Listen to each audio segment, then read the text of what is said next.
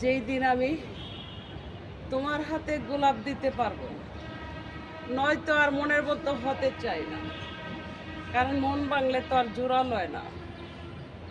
তাই আর আমি এখন মনের মতো হতে চাই না।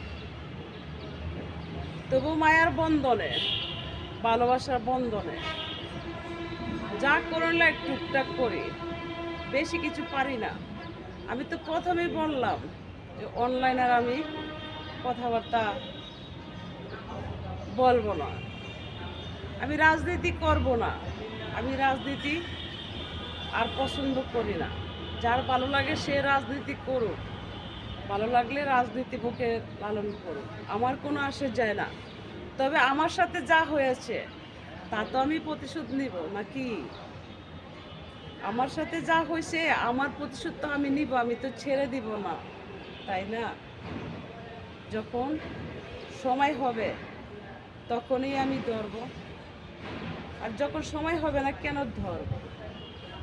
আর ধৈর্যের মধ্যে, চুপ থাকার মধ্যে এই যত আছে ইতিহাস আর রহস্য।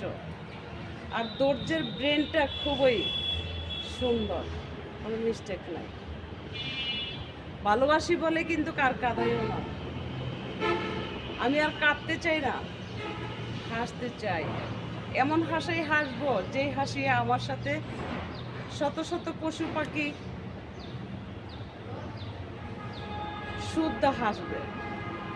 আমি হাসির রাজার কাজ করি না, আমি এমন রাজার কাজই করি যেই রাজার মূল্য আছে,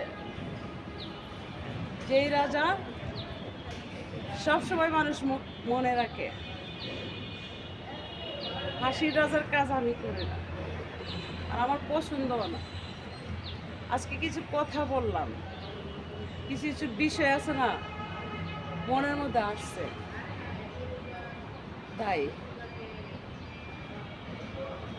বকুল ফুলটা যেমন সুন্দর লাগে, গোলাপ ফুলটা তেমন সুন্দর লাগে, রজনীগন্ধ সুন্দর লাগে,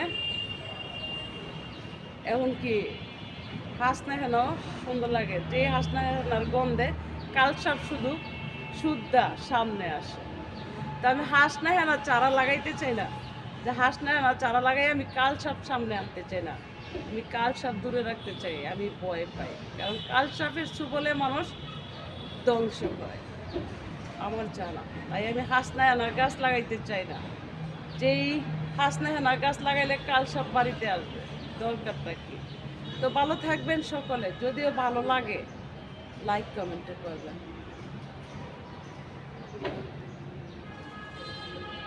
তোমাকে হারাতে যদি হয় লাগে মনে এই বয়, তোমাকে হারাতে যদি হয় লাগে মনে এই বয়।